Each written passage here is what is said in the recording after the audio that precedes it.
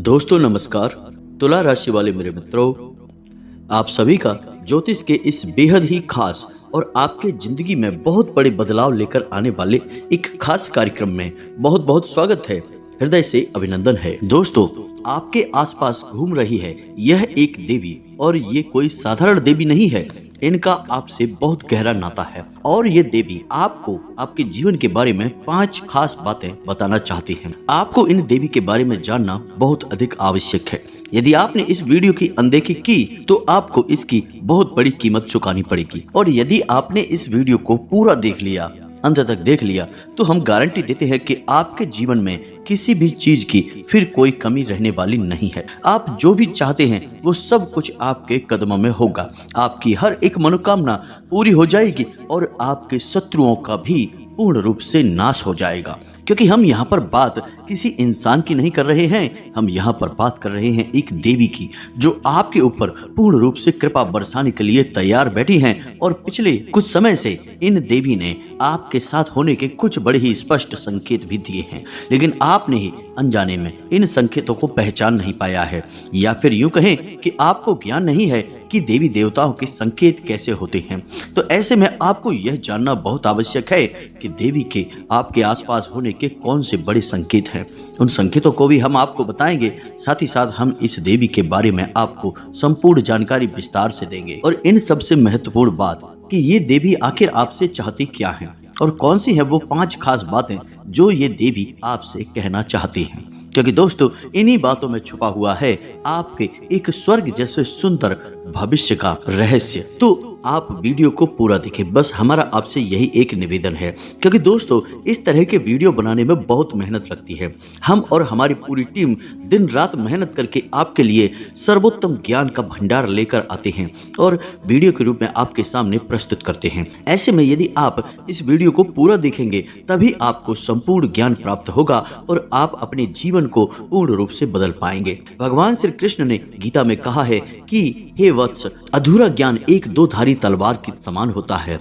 यह न केवल अपने धारक को चोट पहुंचाता है बल्कि ज्ञान की मूलभूत जड़ों पर भी घात करता है, यानी कि 2 तरह से नुकसान पहुंचाता है। पहला तो यह कि यह आपको आभास कराता है कि आपके पास ज्ञान है, और दूसरा तो यह कि यह आपको सही ज्ञान का आभास कभी होने नहीं देता, आपको भ्रम में रखता है। तो इस 2 धारी तलवार को आपको अपने पास नहीं रखना है, आपको आज संपूर्ण ज्ञान ले लेना है और इस वीडियो को पूरा देखना है। जी हाँ दोस्तों, तो चलिए बिना समय गवाए आज की इस वीडियो को प्रारंभ करते हैं। लेकिन वीडियो को प्रारंभ करने से पहले आपसे हमारा वही एक हमेशा की तरह निवेदन है कि पूरे भक्ति भाव से, पूरे निवेदन के साथ, पूरे भाव के साथ माता को याद करते हुए सच्चे मन से कमेंट में जय मां भद्रकाली कृपा करो 3 बार अवश्य लिखना। आपका भाव जितना गहरा होगा, आपकी भावनाएं जितनी शक्तिशाली होंगी, माता आपकी ओर उतनी ही तेजी से आकर्षित होंगी। और दोस्तों, मां भद्रकाली शक्ति का शुद्ध स्वरूप है, और जिनके ऊपर हो गई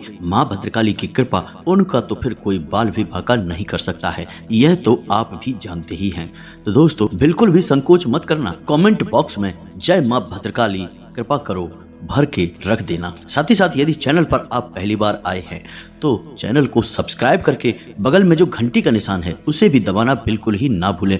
दोस्तों, इससे हमारा लाखों करोड़ों का मनोबल बढ़ेगा और यह बिल्कुल ही फ्री है, तो आपका कुछ भी नहीं जाएगा, लेकिन हमारा बहुत अधिक मनोबल बढ़ जाएगा। साथ ही साथ दोस्तों, आप हमारे चैनल परिवार के सदस्य भी बन जाएंगे। हम आपको बता दें कि कल से आपका एक नया जीवन शुरू हो जाएगा, क्योंकि आप हमारे इस वीडियो को देखने के बाद सतर्क हो जाएंगे, जागरूक हो जाएंगे, और इस देवी का पूरा लाभ आप अपने जीवन में ले पाएंगे। क्योंकि ये देवी आई ही हैं आपके जीवन को सुंदर बनाने के लिए, आपके जीवन में खुशियों की नदियां बहाने के लिए। तो ऐसे में हम आपको बता दें कि इस दुनिया में हर इंसान इतना भाग्यशाली नहीं होता है जितना कि आप हैं, क्योंकि हर एक इंसान के जीवन में इस प्रकार की सुंदर घड़ियां नहीं आ पाती हैं। लोग जीवन भर मेहनत करते हैं, प्रयास करते रहते हैं और कामयाबी कभी छू भी नहीं पाते हैं, क्योंकि उनके जीवन में कभी शुभ घड़ी आती ही नहीं है, और यदि आ भी जाती है तो वे जातक उस शुभ घड़ी से अनजान रहते हैं और वह कब आकर गुजर जाती है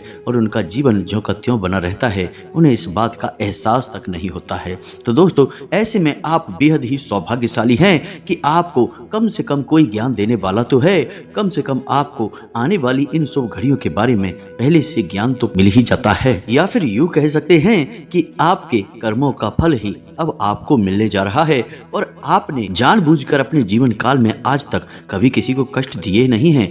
उल्टा हुआ यही है कि दूसरों को खुश करने के चक्कर में आप कई बार दुखी हो गए हैं, परेशान हो गए हैं। लोगों ने चाहे भले ही आपकी भावनाओं की कदर ना की हो, लेकिन दोस्तों, भगवान की नजरों से कुछ भी छुप नहीं सकता है। भगवान आंखों से नहीं देखते, भाव से देखते हैं, और वे आपके हृदय को और आपके भाव को अच्छी तरह से जानते हैं। शायद इसी वजह से आपके जीवन काल में अब इतनी शुभ घड़ी आने वाली है।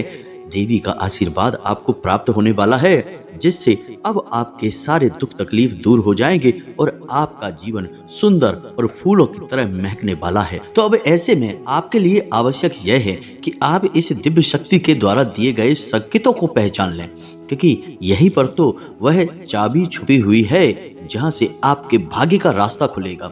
जब आप पहचान ही नहीं पाएंगे कि आपके आसपास कौन घूम रहा है, कौन सी देवी घूम रही हैं, तो फिर आप उस देवी से किस प्रकार संपर्क साधेंगे, किस प्रकार उस देवी को प्रसन्न करेंगे, क्योंकि यूं ही अंदाजा लगा लेने मात्र से कार्य नहीं बन जाते। दोस्तों, हमें सटीक ज्ञान होना आवश्यक है। तो ध्यान से सुनो, अब हम जो आपको बताने जा रहे हैं वही है आपके जीवन का सबसे महत्वपूर्ण ज्ञान। जी हाँ दोस्तों, हम आपको संकेतों के बारे में बताने जा रहे हैं। दोस्तों, हम आपको पहले भी अपने कई वीडियो में यह बता चुके हैं कि जब भी देवी देवता हमसे संपर्क साधने की कोशिश करते हैं तो वे संकेतों की भाषा में बात करते हैं। जी हाँ दोस्तों, याद रखें, देवी देवताओं की भाषा सांकेतिक होती है और हमें इन संकेतों को पकड़ना पड़ता है, समझना पड़ता है। तो अब ध्यान से सुनिए कौन से हैं वो संकेत। तो दोस्तों, सबसे पहला संकेत यह होगा कि ये देवी आपको स्वप्न के माध्यम से संपर्क करने की कोशिश करेंगी। जी हाँ दोस्तों, पहला संकेत यह है कि आपको नींद बहुत गहरी आएगी और ब्रह्म मुहूर्त में आपकी आंख अचानक खुल जाएगी, लेकिन हर 2-4 दिन के अंतर से आपको एक सपना ऐसा आ सकता है जिसमें देवी के स्वरूप का या फिर देवी के किसी प्रतीक का आपको दर्शन हो सकता है। जी हाँ दोस्तों, एक हमारे जानने वाले जातक हैं, उन्होंने हमको बताया कि उन्हें लाल कपड़ों में एक महिला अक्सर सपने में दिखाई दिया करती है। लाल कपड़ों में किसी महिला का दिखाई देना जो कि पूर्ण रूप से श्रृंगार किए हुए थी, बहुत ही सुंदर दिखाई दे रही थी, और उस महिला को देखकर पता नहीं क्यों एक अजीब सा मातृत्व का भाव उत्पन्न हो रहा था और ऐसा लग रहा था जैसे कि बड़ा ही जीवन में शांति और सुकून का एहसास आ गया है। और यह सपने की बात है दोस्तों। जब ऐसा सपना उन्हें अक्सर बार बार आया तो उन्होंने हमसे संपर्क साधा, तो हमने उन्हें बताया कि तुम्हारे ऊपर एक देवी की विशेष कृपा होने वाली है। कौन सी थी वो देवी, हमने उन्हें विस्तार से सारी जानकारी दी और उन्होंने कुछ गुप्त उपाय और साधना की और आज उनका जीवन पूर्ण रूप से बदल गया है। तो दोस्तों, स्वप्न को आप हल्के में ना लें। स्वप्न एक ऐसी प्रक्रिया है जब इंसान इस मृत्यु लोक को छोड़कर किसी ऐसे लोक में चला जाता है जहां पर वह सीधे देवताओं से संपर्क में रहता है या फिर पितृ पूर्वजों के संपर्क में आ जाता है। अब इसमें समझने वाली बात यह है कि जो सपने किसी विशेष मकसद के साथ हमारे साथ घटित होते हैं, उन सपनों को हम कभी भूल नहीं पाते हैं, वे हमें पूरे के पूरे याद रहते हैं। अक्सर सपनों के साथ यही होता है कि आप जब सुबह सोकर जागते हैं तो थोड़ी देर तक तो आपको सपना याद रहता है, उसके बाद आप उसे पूरी तरह से भूल जाते हैं। लेकिन जिन सपनों के माध्यम से देवी देवता या फिर कोई दूसरी पराशक्तियां आपको कुछ संकेत देने की कोशिश करती हैं, वे सपने आप भूलते ही नहीं हैं। उन सपनों में क्या घटित हुआ वह आपको काफी हद तक पूर्ण रूप से याद रहता है। थोड़े बहुत आंशिक रूप से आप भूल जाएंगे, लेकिन पूरा सपना आपको याद रहेगा। यही इस बात का प्रमाण होता है कि दैवीय शक्तियां आपसे संपर्क करके कुछ कहना चाहती हैं, कुछ बताना चाहती हैं। अब सुनिए दूसरा संकेत। दूसरा संकेत यह है कि आपके जीवन में जो भी मुसीबतें हैं, जो भी परेशानियां हैं या फिर कोई नई बड़ी मुसीबत या परेशानी आएगी, आप उस मुसीबत या परेशानी से साफ साफ बचकर निकल जाएंगे। वह परेशानी केवल आपको छूकर चली जाएगी, आपका कुछ भी बिगाड़ नहीं पाएगी। दोस्तों, जैसे मानकर चलिए कि कोई दुर्घटना होती है, एक्सीडेंट होता है, किसी गाड़ी को कोई इंसान चला रहा होता है या उसमें बैठा होता है, तो दुर्घटना में वह गाड़ी पूर्ण रूप से टूट जाती है, उसका पूर्ण रूप से विनाश हो जाता है, परंतु बैठे हुए का या फिर चलाने वाले व्यक्ति का बाल भी बांका नहीं होता है, यदि ऐसा कोई संकेत है।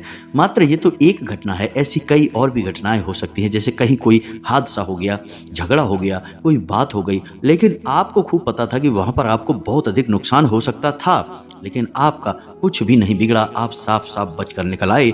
इसका स्पष्ट प्रमाण है कि आप दैवी शक्ति की शरण में हैं और आपके आसपास एक रक्षा कवच तैयार हो चुका है जो कि आपकी रक्षा कर रहा है। यह दैवी शक्ति का आपके आसपास होने का एक बहुत ही पुख्ता प्रमाण है दोस्तों। अब तीसरा संकेत ध्यान से सुनिए दोस्तों। अक्सर आपको मंदिर की घंटियां सुनाई देंगी, अक्सर आपको आसपास खुशबू होने का एहसास हो जाएगा। चाहे आसपास कोई भी खुशबूदार चीज मौजूद ना हो, जैसे अगरबत्ती या फूल पत्तियां कुछ भी ना हो, फिर भी आपको बढ़िया सुगंधित फूलों की खुशबू होने का एहसास होगा और थोड़ी ही देर में यह एहसास चला भी जाएगा। कभी कभी आपके रोंगटे अचानक से खड़े हो जाएंगे और कभी कभी आपको मंदिर की घंटियां या फिर शंख के बजने की ध्वनि अचानक से सुनाई देने लगेगी। अब चाहे समय कोई भी हो, दिन का समय हो, दोपहर का समय हो, सुबह शाम रात का कोई भी समय हो, ये घटनाएं आपके साथ अक्सर घटित होती रहेंगी। इसी के साथ साथ कुछ छोटे छोटे संकेत भी होते हैं दोस्तों, इन्हें भी जानना बहुत अधिक आवश्यक है। जैसे कि आपको अचानक से कोई खुशखबरी सुनाई देगी, आपका कोई ऐसा कार्य जिसके बारे में आपको लगता था कि यह कार्य आपका बनेगा नहीं या फिर बनेगा भी तो आपको बहुत नुकसान होगा, लेकिन वह कार्य आसानी से बन जाएगा और आपका कोई नुकसान भी नहीं होगा, आपका फायदा ही होगा। जैसे कोई विवाद है या कोई और दूसरा कार्य है। अगला संकेत यह होगा कि आपका रुका हुआ धन आपको प्राप्त हो जाएगा। जैसे कोई इंसान है जिसने आपसे पैसे लिए और वह दे नहीं रहा है, लेकिन कुछ ऐसा होगा कि वह खुद पैसे लेकर आपके दरवाजे पर आएगा और आपको आपके पैसे वापस करेगा। कभी कभी ऐसा होगा कि आपको जैसे जो लग रहा था किसी घटना के होने का कि ऐसा अवश्य हो सकता है और वही घटना अचानक से घट जाएगी। यह भी बहुत बड़ा प्रमाण है, इसे भी हल्के में नहीं लेना चाहिए। और कुछ संकेत और भी हैं दोस्तों जो कि कुछ जातकों ने बताए हैं, स्पष्ट तौर पर प्रमाण है देवी शक्ति के आसपास होने का। जैसे कि वो कहीं जा रहे हैं और कुछ उनके दिमाग में उलझन है या कोई उनके साथ बुरी घटना घटी है और किसी महिला ने आकर उन्हें पहले ही बता दिया है, बेटा थोड़ा संभल कर चलो, आगे चोट लग सकती है। और हुआ भी यही कि आगे जाकर वो गिर गए या उनका एक्सीडेंट हो गया छोटा मोटा और वो चोट लगने से बच गए। तो वो महिला जो थी वो असल में एक देवी शक्ति थी। तो ये तो थे कुछ छोटे और बड़े प्रमाण जो कि स्पष्ट संकेत हैं देवी शक्ति के आपके आसपास होने का। अब पिछले कुछ दिनों में यानी कि 5 से 6 दिनों में आपके जीवन काल में इनमें से कौन से विशेष संकेत या घटनाएं घटी हैं, आप कमेंट करके हमें बताना। यदि आपके जीवन में इनमें से कोई एक घटना भी घट जाती है तो आप समझ जाना सारी घटनाएं तो आपके जीवन में नहीं घटेंगी दोस्तों। यह तो बहुत ही अवास्तविक और बेतुकी बात होगी कि सारी घटनाएं आपके ही साथ घट जाएंगी। लेकिन दोस्तों इन सारी घटनाओं में से, सारे संकेतों में से 1-2 संकेत आपको अवश्य ही प्राप्त हुए होंगे। तो जो संकेत यदि आपको प्राप्त हुए हैं तो आप समझ जाना और आप हमें कमेंट करके अवश्य बताना कि आपके साथ इनमें से कौन सी घटना घटित हुई है। अब ध्यान से सुनिए कि आपको पता चल गया कि आपके आसपास कोई देवी हैं, आपने संकेतों को भी अच्छी तरह से समझ लिया, आपने हमारी द्वारा बताई गई बातों को अच्छी तरह से समझा और अपने जीवन में इन्हें उतार कर जानने की कोशिश की और आपको पता चल गया कि आपके आसपास कोई देवी हैं। लेकिन अब मन में यह प्रश्न उठता है कि आखिर कौन सी देवी हैं जो आपकी रक्षा कर रही हैं, आपके जीवन को बदलना चाहती हैं और आपसे उनका बहुत गहरा नाता भी है। और प्रश्न उठना भी मन में बिल्कुल ही स्वाभाविक है। दोस्तों प्रश्न अगर आपके मन में उठा है तो उसका जवाब भी आप ध्यान से सुनिए। इस प्रश्न का जवाब यह है कि वे देवी हैं आपकी कुल देवी। जी हाँ दोस्तों, आपकी कुल देवी आपकी माँ के समान है। वे केवल आपकी ही माँ नहीं है, आपके पूरे कुल की माँ है, आपकी कुल की पालनहार हैं, तारणहार हैं और लंबे समय से आपके कुल की रक्षा करती चली आ रही हैं और आपके कुल की पूजनीय भी रही हैं। लेकिन आज के इस भागदौड़ भरी जीवन में लोग अपने कुल देवी और देवताओं को पूर्ण रूप से भूल चुके हैं। अपने पितृ देवताओं का भी तो ख्याल नहीं रख पाते हैं, कुल देवी और देवताओं की तो बात ही क्या की जाए। लेकिन दोस्तों आप कुल देवी को बिल्कुल भी हल्के में मत लेना। जिस इंसान ने अपने जीवन में अपनी कुल देवी के दर्शन नहीं किए हैं, उनको भोग अर्पित नहीं किया, उनकी नित्य पूजा पाठ नहीं की है, वह इंसान जीते जी तो कभी सुख प्राप्त कर ही नहीं सकता, बल्कि मृत्यु के बाद भी उसे सुख प्राप्त नहीं होगा, उसकी कभी मुक्ति नहीं होगी और उसे पुनः मृत्यु लोक में कष्ट और पीड़ाएं सहने के लिए आना होगा। ऐसा भयानक श्राप क्यों है दोस्तों? हम नहीं कह रहे हैं, यह श्राप गरुड़ पुराण में लिखा हुआ है दोस्तों। तो ऐसे में आपको इतना बड़ा श्राप आखिर लग ही क्यों जाता है? दोस्तों समझने की बात है कि एक इंसान है जिसका आपने खूब आदर सत्कार कुछ समय तक किया और उसके बाद कुछ समय बाद आप उसे पूरी तरह से भूल गए। अब वह इंसान यदि आपके आसपास आता भी है तो आप उसे पहचान भी नहीं पाते हैं और ना ही उससे आप बात करते हैं। तो यह उस इंसान का निरादर हुआ कि नहीं हुआ, आप खुद ही विचार करके देखिए। जब इंसानों के विषय में इतनी छोटी बात का इतना बड़ा मतलब निकलता है कि सामने वाला आपसे रुष्ट हो सकता है, आपको कुछ भी मन में भला बुरा सोच सकता है, तो दैवीय शक्तियों का तो फिर कहना ही क्या है, क्योंकि वे एक पीढ़ी से नहीं, दो पीढ़ी से नहीं, पिछली ना जाने कितनी पीढ़ियों से आपके घर में पूजनीय हैं। अब कुछ समय से उनका पूजा पाठ बंद हो गया है, जिसकी वजह से वे कितनी क्रोधित होंगी, आपसे कितनी नाराज होंगी, आप खुद ही इस बात को सोच कर देखिए। रूह कपा देने वाली, रोंगटे खड़ी कर देने वाली घटना है यह, साधारण घटना नहीं है। ऐसे में आपको मानसिक शांति, सुकून, सफलता कुछ भी हासिल हो ही नहीं सकता है। कुल देवी का अपमान निरादर जहां हो जाए, उस घर में किसी भी प्रकार की खुशहाली आ ही नहीं सकती है। तो अब ऐसे में आप क्या करें? दोस्तों हम आपको बता दें कि आपको जो हमने बताए हैं उनमें से यदि एक भी संकेत देखने को मिल जाता है अपने जीवन काल में पिछले 5 से 6 दिनों में, जी हाँ दोस्तों हम आपको बता रहे हैं, आप ध्यान से समझिए, पिछले 5 से 6 दिनों में यदि आपको इनमें से 1 या 2 संकेत भी मिल गए हैं तो आप समझिए कि आपकी कुल देवी आपके आसपास है। अब वो आपसे क्या कह रही हैं? दोस्तों वे आपसे 5 बातें कह रही हैं, आप ध्यान से सुनिए। दोस्तों इस वीडियो को आपने यदि मिस कर दिया तो हम कह रहे हैं कि आप अपने जीवन का सबसे बहुमूल्य खजाना मिस कर देंगे। फिर मत कहना कि जीवन बदलता क्यों नहीं है, परेशानी कटती क्यों नहीं है, क्योंकि इसका कारण आप स्वयं खुद होंगे। तो आप ध्यान से सुनिए कि आपकी कुल देवी आपसे क्या कह रही हैं। सबसे पहली बात कि आपकी कुल देवी आपसे कह रही हैं कि उनकी पूजा पाठ प्रारंभ करो। जब भी कोई देवी या देवता किसी कुल से बंध जाते हैं तो वे उस कुल की पूजा पाठ और उस कुल के सत्कर्मों से ऊर्जा ग्रहण करने लगते हैं, और जब उनका पूजा पाठ बंद हो जाता है तो देवी देवताओं की शक्ति पर इसका प्रभाव पड़ता है। जिस प्रकार पितरों की पूजा करने से पितरों को शक्ति प्राप्त होती है, वैसे ही देवी देवताओं की पूजा करने से उन्हें भी शक्ति प्राप्त होती है। फिर वे हमें देने योग्य होते हैं, इसीलिए उनका नाम देवता होता है। वो हमें देते हैं इसलिए देवता कहलाते हैं। तो आपको क्या करना है? उनकी पूजा पाठ प्रारंभ करनी है। दूसरी बात आपकी कुलदेवी आपसे क्या कह रही हैं? दूसरी बात आपकी कुलदेवी आपसे यह कह रही हैं कि आप उन्हें भूल चुके हैं, उन्हें आपने याद नहीं किया है, आप उनके मूल स्थान को नहीं जानते हैं। तो एक बार कम से कम जीवन में उनके मूल स्थान पर जाकर उनके लिए कुछ विशेष पूजा पाठ अवश्य कराइए दोस्तों। यकीन मानिए ये बातें कोई भी इंसान आपको बताएगा नहीं, मुफ्त में तो कोई नहीं बताएगा। बहुत मोटी मोटी रकम लेकर लोग इतनी बड़ी बड़ी बातें बताते हैं, हम तो आपको मुफ्त में ही बता रहे हैं, क्योंकि हमारा मकसद केवल और केवल आपके जीवन में बदलाव लेकर आना है। अब चौथी मांग सुनिए दोस्तों, यह बहुत ही आवश्यक है। चौथी मांग कुलदेवी की आपसे यह है कि आपके घर में जब भी पूजा पाठ होती है तो एक दीपक कुलदेवी के नाम का अवश्य जलाया जाए और कुलदेवी के नाम से भोग अवश्य निकाला जाए। दोस्तों कुलदेवी को याद करते हुए उनके नाम से थोड़ा सा भोग अवश्य निकाला जाए। आप अपनी पूजा की अलमारी में देवी देवताओं को भोग तो लगाते ही हैं, कुलदेवी के नाम से भी आपको भोग निकालना है। यह कुलदेवी की विशेष मांग है दोस्तों, याद रखना। अब 5वीं मांग दोस्तों, कुलदेवी की 5वीं मांग यह है कि आपके घर में जब भी कोई विशेष कार्य हो, यानी कि कोई भी दैवीय या फिर संस्कारित कार्य हो, कोई त्योहार आदि की पूजा पाठ हो, तब कुल देवी की भी पूजा की जाए, कुल देवी को भी याद किया जाए। बिना कुल देवी को याद किया गया कोई भी संस्कार पूरा नहीं किया जा सकता है। जिस घर में कुल देवी को याद नहीं किया जाता, भोग नहीं निकाला जाता, दीपक नहीं जलाया जाता, पूजा पाठ नहीं की जाती, उस घर में कोई भी धर्म कर्म संस्कार संपन्न नहीं होता, शुभ नहीं माना जाता। तो आपको इन बातों का ध्यान रखना है दोस्तों, संकेतों को पहचानना है, अपनी देवी की मांग को समझना है। अब सबसे महत्वपूर्ण बात कि कुछ जातक यह कहेंगे कि हमें तो पता ही नहीं कि हमारी कुल देवी कौन है, तो हम कैसे अपनी कुल देवी को पहचानेंगे, कैसे उनके बारे में जानकारी निकालेंगे। तो दोस्तों इसके 2 तरीके हैं, आप ध्यान से सुनिए। पहला तरीका यह है कि आप अपने घर के बड़े बुजुर्गों से, जी हाँ दोस्तों, अपने घर के सबसे बुजुर्ग सदस्य से यह जानने की कोशिश करें, 2-4 लोगों से बात करें कि आपके घर में कौन सी कुल देवी की पूजा की जाती है। कुछ लोगों के यहाँ भद्रकाली की पूजा होती है, किसी के यहाँ बगलामुखी की पूजा होती है, किसी के यहाँ विंध्यवासिनी देवी की पूजा होती है। तो आपके घर में किस कुल देवी की पूजा की जाती है?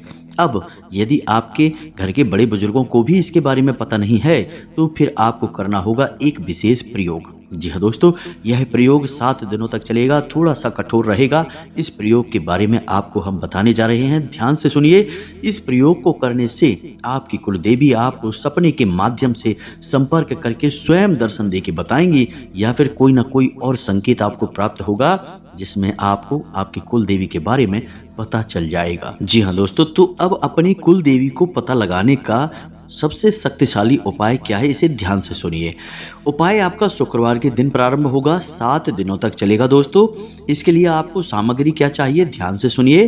पान के पत्ते और एक साबुत सुपारी। जी हाँ दोस्तों, पान के पत्ते आपको 7 लेने हैं और एक साबुत सुपारी लेनी है। सुपारी बिल्कुल भी खंडित नहीं होनी चाहिए, टूटी फूटी नहीं होनी चाहिए। अब आपका यह उपाय शुक्रवार के दिन प्रारंभ होगा सुबह के समय। तो नहा धोकर स्नान ध्यान करने के बाद, अपनी दैनिक क्रियाओं से निवृत्त होने के बाद आप अपने पूजा घर में जाएंगे और वहां पर आप एक चांदी का सिक्का लेंगे। इस चांदी के सिक्के को आपको लाल रंग का एक आसन बिछाना है, यानी लाल रंग का एक छोटा सा कपड़ा बिछाना है अपनी पूजा स्थली में ही, और वहां पर आपको इस सिक्के को रखना है।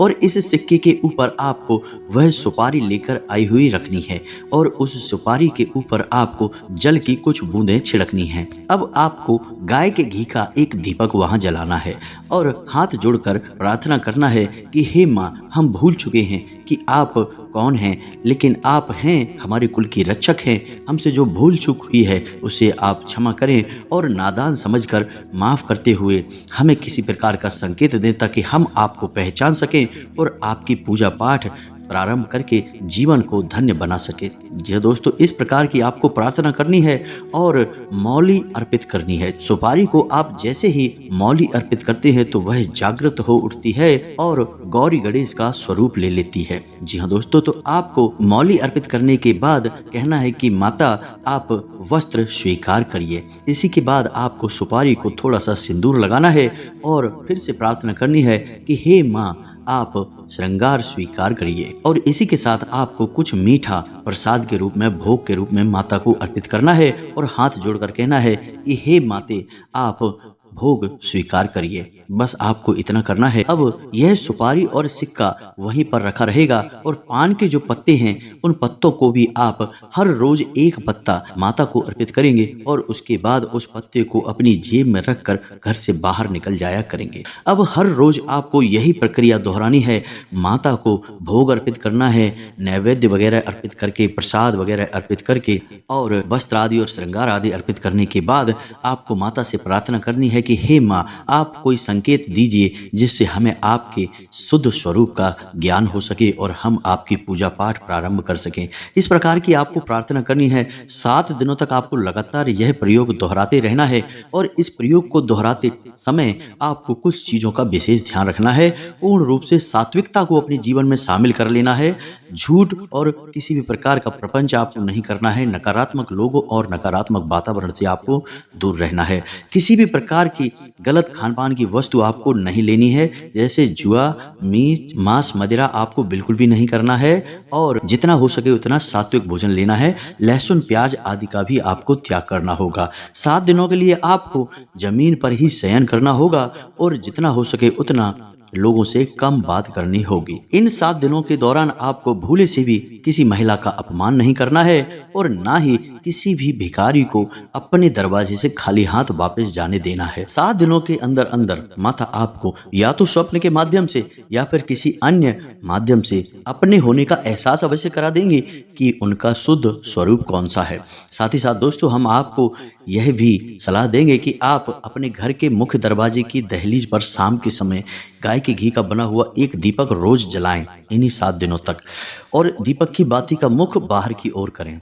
और जब आप दीपक जलाएं तब भी आप अपने मन में भाव यही रखें कि माता आप अपने होने का हमें एहसास कराएं, ताकि हम आपकी पूजा पाठ प्रारंभ करके अपने जीवन को धन्य बना सकें। दोस्तों यकीन मानिए यह प्रयोग इतना शक्तिशाली है कि 7 दिनों के अंदर अंदर लोगों को अपनी कुल देवी के वास्तविक स्वरूप के दर्शन हो जाते हैं, उन्हें एहसास हो जाता है और ज्यादातर लोगों को सपने के माध्यम से ही एहसास होता है। उम्मीद है आपको भी ऐसा ही कुछ पता चल जाएगा। तो दोस्तों हमने जो जानकारी आपको दी है वह बहुत ही बहुमूल्य है। आपको उस जानकारी को अपने जीवन में उतारना है और अपने जीवन को पूरी तरह से बदल डालना है। हम गारंटी देते हैं कि आपने सब कुछ यदि अच्छी तरह से समझ लिया है तो आपके जीवन को बदलने से दुनिया की कोई ताकत रोक नहीं सकती है। हजारों लोगों का जीवन बदला है तो फिर आपका क्यों नहीं बदलेगा? आप कोई इस दुनिया से अलग तो है नहीं दोस्तों, इस दुनिया में ही शामिल हैं। तो जो दुनिया के सभी लोगों पर कार्य करता है वह आपके ऊपर भी कार्य अवश्य ही करेगा। तो उम्मीद है कि सारी जानकारी आपको समझ में आ चुकी होगी। इसी के साथ साथ आज की इस वीडियो को विराम देते हैं। कमेंट में पूरे भक्ति भाव के साथ, पूरी श्रद्धा के साथ, हम तो ऐसा कहेंगे कि जैसे एक छोटा बालक अपनी माँ से दूर होने के बाद कितना भाव विभोर होकर अपनी माँ को याद करता है, ऐसे ही याद करते हुए कमेंट में जय माँ भद्रकाली कृपा करो एक नहीं 3-3 बार लिख देना। जी हाँ दोस्तों, माता की कृपा आपके ऊपर निश्चित तौर पर हो जाएगी। भाव के आगे तो देवी देवता भी लाचार हो जाते हैं और आपकी मदद करने के लिए निश्चित तौर पर आ जाएंगे। जी हाँ दोस्तों, हमें पूर्ण विश्वास है। मिलते हैं अगले ज्ञानवर्धक वीडियो में, तब तक के लिए धन्यवाद। जय माता की।